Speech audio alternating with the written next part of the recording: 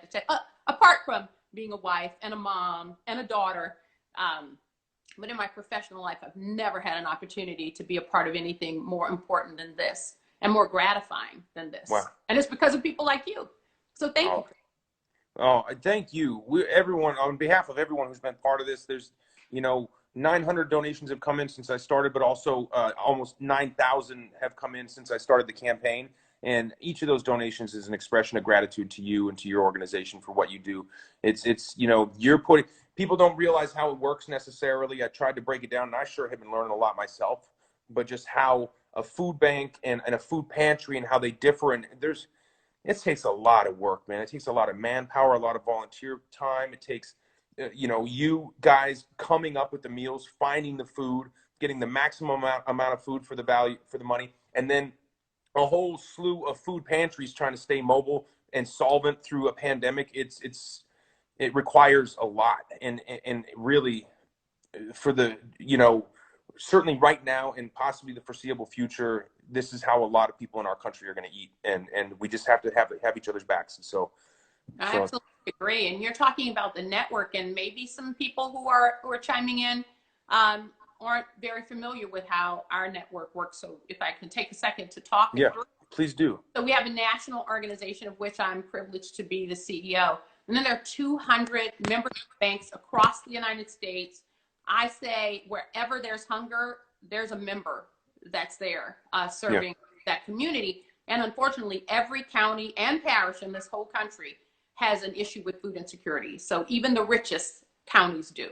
So, and then those organizations, those food banks who collect food often during this pandemic, they've been out there on the front line serving the food as well. But they also partner with big partners, big pantries, and sometimes medium and sometimes small. Lots of times people are receiving food from a food bank that's part of the Feeding America network, and they don't even, or a pantry, and they don't even realize it, because it could be anything from a very large organization to a basement at a church. Right. So as I said, we go to where hunger is, and hunger is just about everywhere, especially right now. But we get to do that because of people like you, and because of all of those people who are signing up to be a part of the solution. And one of the things that's given me gratification, and I hope you were talking about how it feels, that I say there's a gift for the giver in this. Yeah. And to be in a situation right now where we can feel so hopeless and sometimes helpless. What can I do? What power do I have? So much of this, I'm being told when I can go out, when I can't, what to do. Well, this is something you can do. You can decide to be a part of the solution here. And together we can actually solve hunger in this country. When we choose to, we will. And I believe one of the silver linings in the dark cloud that is this pandemic is that people have a lot more awareness about the struggle that's out there. And then I will count on our country to step up and deliver. When we know better, we do better. We now know better, and we are doing better. So I'm very, very optimistic about the future because of what I've seen. Oh, well, wow. That's really beautiful and informative. I mean, and you're just right. I think you're just right about what people can do right now in this moment, and what you can feel. I mean, I saw my pastor give this sermon the other day about the circle around us. We have a circle around us, and sometimes we want to make that smaller to exclude people. And it's like, the bigger you can make that circle, the better. And if you're in pain, one thing you can do to alleviate that pain is to look inside of that big circle around you and see who else is in pain, and see what you can do about it. And if you can do something about that, you'll realize you don't focus on the pain that you feel. You don't even feel it. And so that's kind of a beautiful thing. And who knows? It'd be kind of cool if we could see some more of that in this country. In our own small way, we're trying to attempt to get some of that done. And it's not in a small way; it's in a big way. You were talking about the math on this. For every $1, 10 meals. Yeah. And I will. The only thing I'd say is I would appreciate it if there are lots of $100 million gifts out there. But I also appreciate every dollar, every dime, every minute people spend helping their neighbors, because every time we make an investment, we're really investing in our communities, and we're investing in our country. And we are our country. So we're the ones who decide who this country is going to be. And we have people stepping up. I do want to thank you for something that you didn't even realize. May I do that?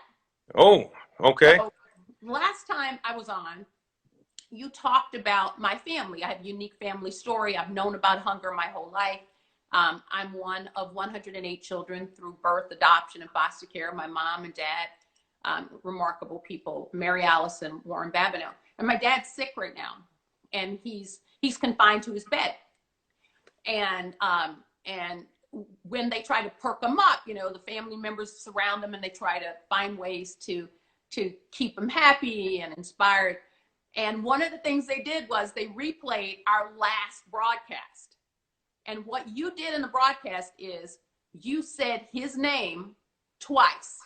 And each time you said Warren Babineau Jr., my dad perked up and he was like, well, wow.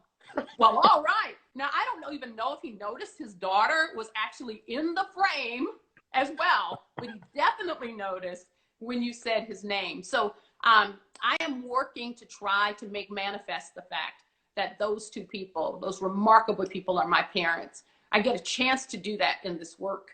It gets to be meaningful because people like you decide to do it with us. And I'm deeply, deeply grateful to you, Chris, and to all of the people who are participating. And thanks for saying my dad's name. Oh, we appreciated it. that is the sweetest thing. Thank you so much. That really, that almost, that moves me. I'm very moved by that. Thank you.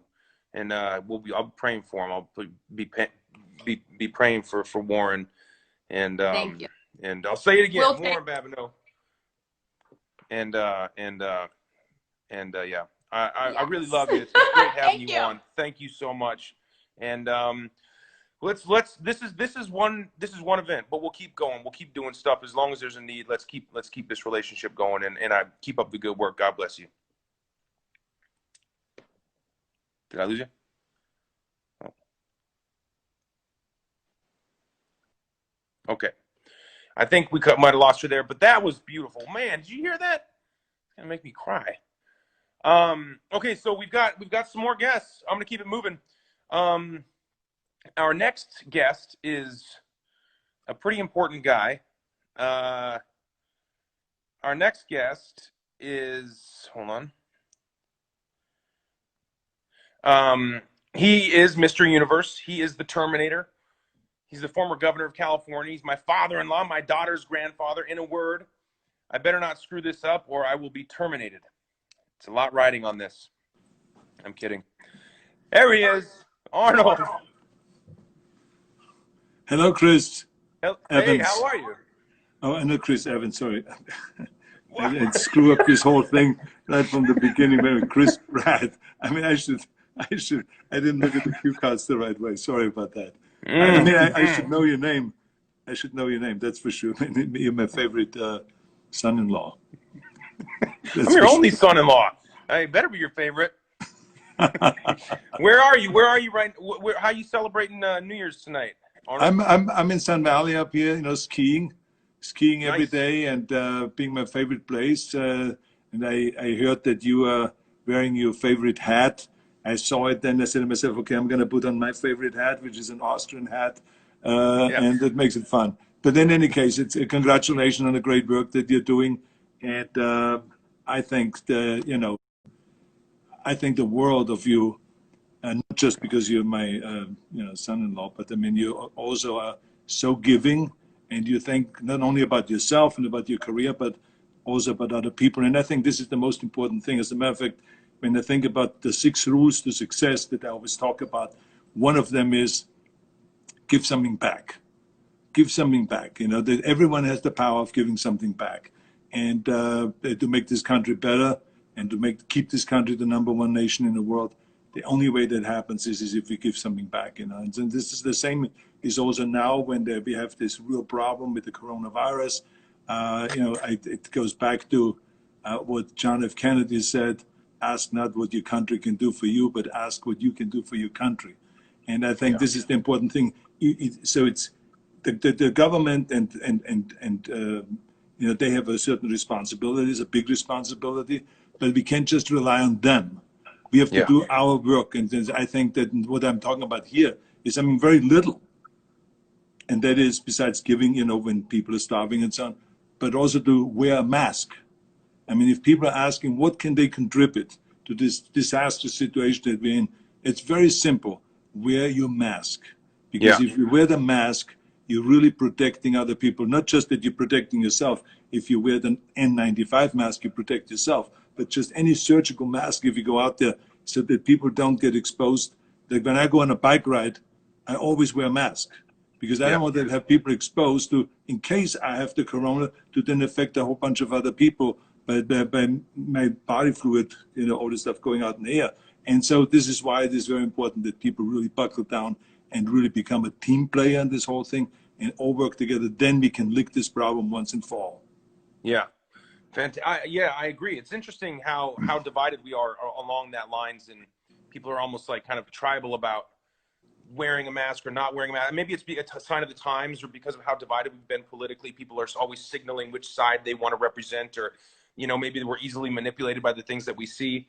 I'm glad to hear that from someone such as yourself, because I think people, you're former governor of California, you were a Republican governor, and I think it is important for people to hear that from someone such as yourself, that look, there is real evidence that wearing a mask can prevent people from spreading this disease. I mean, it doesn't stop everything, but it certainly seems that it's the right thing to do. And it's unfortunate that there's this mythology around it, like whether or not it works. And so I agree with you. I think that it is an important thing to do. It's a courteous thing to do. Let me ask you this. But I mean, Chris, I just wanted to say one thing here. The big mistake that people make is they make it political. Yeah. Because everything in this country right now is political. The presidential election, and then there were the senatorial elections in Congress, and all of this stuff. And so everything became such a political year, especially in the last few years. It was so political that everything was Democrats versus Republicans. But just remember one thing: this is like pollution. In pollution, I always say there is no Democratic air or there's a Republican air. We all breathe the same air. So therefore, let's go and terminate pollution, because pollution kills 7 million people worldwide every year. And the same is with this pandemic. We have to go and think about it, that the virus does not attack Democrats or Republicans. The virus doesn't care about any of that. The virus just attacks, and it wants to kill you. That's it. And so this is why we have to go and get rid of this whole Democrat versus Republicans. He's a Republican, so therefore he doesn't believe in masks. He's a Democrat, and he believes in masks. This is nonsense dialogue. We have to just work together, wear the mask, not worry about Democrat or Republican. This is not a party issue. This is a people's issue. It's a health issue. And we got to go and stop this crazy, insane escalation of this virus, of how many people die and all this. And the only way we can do it is by working together. Let's go. I love it, man. I love it. You're speaking the truth like you always do, Arnold, and I really appreciate that. That's great. Let me ask you, if I may. We're in California. We live in California. Different states have been approaching this in a different way, versus shutting their economies down versus not shutting their economies down. There's also a division along that line. Is there anything, like if you were governor, how would you handle this differently? Is there something different that you would do, or a different approach you could see us taking? Well, I'm sure that our government here in California is doing everything that they can. And, but the fact of the matter is we have a very fragmented system. It is ludicrous for us to think that each state should do their own thing. I think that we have to have a national approach. As soon as this virus began, we should have had a national approach, just like they have in Australia. In Australia, they had a very severe, very serious lockdown, as you remember. And because of that, they really got rid of the problem. And now they have rock and roll concerts, they have music concerts, they have restaurants open, they can go to the theaters and all this kind of stuff. And there's many other countries like that. There's a national approach where everyone comes together. In California or in America, the states are doing different things, then districts are doing different things, and cities are doing different things. And so everyone has their own opinion about what should be done. We're not going to do this, we're going to do that. And it becomes a political issue again. So I think this is the wrong approach. We have to work together as a whole nation. This is where the power comes, And so and I think that of course, I'm because you asked me about when I was governor, we had a pandemic stockpile that I created. And we spent $200 million on that because I believe in the 7 Ps. Proper prior planning prevents poor performance, right? So this is like, it's just very simple. So you go and prepare because something like this can happen. It has happened in the history, in the past, and it will happen again. Not just this virus, other viruses will come. So this is why I decided that we're going to prepare and put together a stockpile. A pandemic stockpile with, thousands and thousands of ventilators and to have masks, millions of masks and gear to protect people and all that stuff. All this, and then, of course, after I left, they dismantled the whole thing because they didn't want to pay the $5 million upkeep every year. So this is kind of penny wise, pound foolish. And this is the kind of things that government does. And then, of course, people have to pay for the consequences after that. And this is what we see now, restaurants closing up and all this stuff. And so I personally think that sometimes we have to have tough measures, but I think you have to be also sensitive about how we go about it. You can't just close every restaurant. I mean, you can't go to the people, the restaurant owners and say, hey, you can go and serve food outdoors. So then they serve food outdoors and they're building all this stuff outside, spending a fortune of money to build all this stuff outside so they can serve outside. And then all of a sudden, 2 months later, they go and say, you have to close that too. Why are we closing outdoor restaurants? I don't understand that because there's really no case that it shows that has spread, that there was a huge spread that came from outdoor eating. It doesn't exist. So there's some people that get punished in a kind of unfair way, I think. This is just my personal opinion. And I also think that government should be really concentrating on what can we do now for those restaurants. You're doing right now a charity event, to feed everybody. Well, the government can go and keep those restaurants open and make them cook food for the hungry people that have no food. So the government can go and pay now the restaurants so they can stay open, not to serve food there, but to serve food and to deliver it to the people that really need the food. So there's all kinds of things that you can do like that really will help to keep people employed and to keep people food on the table, get them food on the table and all this stuff. So you just have to think it through rather than just being very rigid about all of this stuff. And then with the vaccine, as you can see, I mean, when you have the president promising the nation that 100 million vaccines will be delivered by the end of the year, then we find out there's only 20 million that will be delivered by the end of the year. So then people get fed up about politicians lying all the time and saying things that they don't really mean. And then the 20 million get delivered, and then there's only like a small fraction, like 17% or so, that have gotten now the vaccine. Because we have this protocol that you can't give anyone a vaccine before the healthcare workers in the hospitals and the nurses and the doctors get it. Well, you can do it there simultaneously. You don't have to just wait until they all get it, and then you start going and giving, the vaccine to people over 75 or something like this. So I think that there are mistakes that are being made all the time, but the key thing is that we have to work together as a team. I couldn't agree more. I think you're right. I think working together is. It's hard to see how that could happen right now. I guess it's just getting the right people in place, and maybe we just have to inspire people. Yeah. We just have to. This is the important thing, and I think that celebrities, like you had on a bunch of celebrities on your show. And by the way, I have to tell you that you should be a talk show host besides an actor, because what you have done today, the way you have interviewed people, it made it really interesting. I watched the entire thing. It was wonderful to just hear Jamie, Foxx talking about his training and getting ready for this movie and to do this and that and to get in shape and all this. And to see Bryce Howard, to talk about her acting and directing and about all this stuff and her passion about it. It's just wonderful to hear all this stuff. So you should be a talk show host. Remember, there's 24 hours a day.